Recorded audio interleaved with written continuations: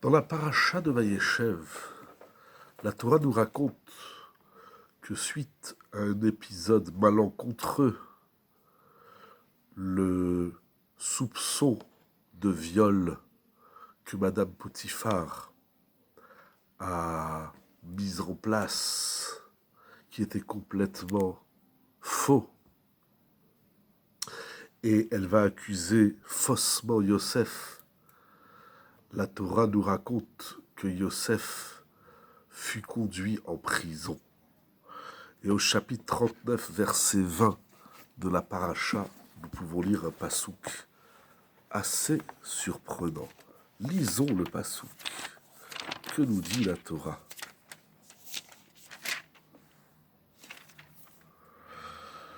Vaikach a donné Yosef Oto, Vaiteneu el bet assoir, mais comme Asher Asira Milech Asurim.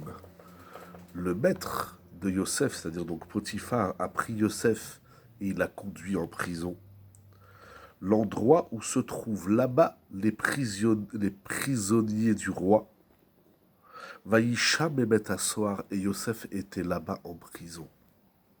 Le Gaon a dit Rav Yitzhak Zilberstein, dans son livre Barechi Nafshi, soulève la question. Il est dit que le maître de Yosef a conduit Yosef en prison. Vaïkar a donné Yosef Oto, Vaïteneu el bet Assoar. Donc c'est dit qu'il est en prison. Pourquoi la Torah nous répète Vayehisha bevet Assoar, et Yosef était là-bas en prison? Je me permets de rajouter sur la question du Gaon Rav Zilberstein, pourquoi la Torah nous dit qu'il a été mis en prison là où les prisonniers se trouvent? Dans une prison, à moins que je ne me trompe, on ne met que des prisonniers. Alors pourquoi la Torah insiste tant?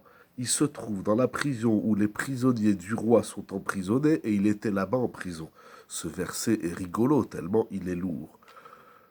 Le Rav développe une idée extraordinaire que je vais essayer de partager avec vous en quelques mots. Il y a dans la vie des gens qui rencontrent des situations malencontreuses, voire des épreuves. En tout cas, des situations où ils ne s'attendaient pas de s'y trouver, des lieux, parfois des endroits, où l'homme se retrouve par effet de surprise. Ça ne faisait pas partie de ses projets. Et il se retrouve dans des situations dramatiques, dans des situations où il perd pied, dans des situations où il ne se reconnaît pas, etc., etc. Et l'homme, dans ces moments-là, souvent, il perd espoir.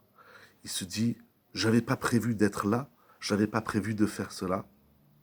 Eh bien, ils perdent tous leurs moyens, ils s'affaiblissent et ils ne savent plus par où commencer. Ils se demandent même, qu'est-ce que Dieu, Akadosh Baruch Hu, attend d'eux dans cette situation? Nous dit le Gaon Rav Zilberstein, Vahisham Bevet Assoar. Yosef a continué d'exister, Vayehisham, il était là-bas. C'est-à-dire, étant en prison, il était. Vayehisham, c'est pas pour nous indiquer un lieu, on sait déjà qu'il est en prison. C'est pour nous indiquer un être qui se trouve là où il est. Et de là où il est. C'est ça, le Yesod.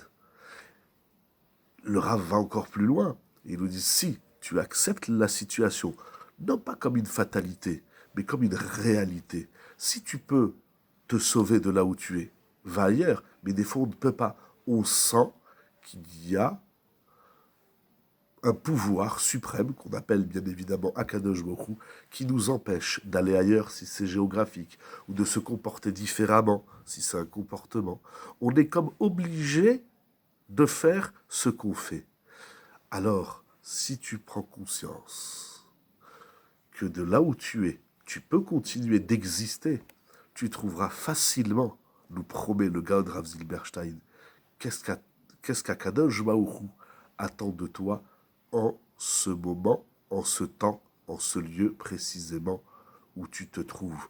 Plutôt que de se plaindre de notre sort, on doit l'accepter comme tel, non pas comme une fatalité, et c'est comme ça on peut rien faire. Mais justement, étant donné que tu peux rien faire d'autre que ce que tu es en train de faire, c'est que ce que tu es en train de faire te permet d'être pleinement toi-même. Shabbat Shalom.